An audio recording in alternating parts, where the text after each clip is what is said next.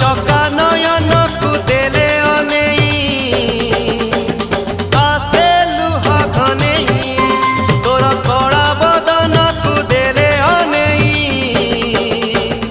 आसे लुहा घनेई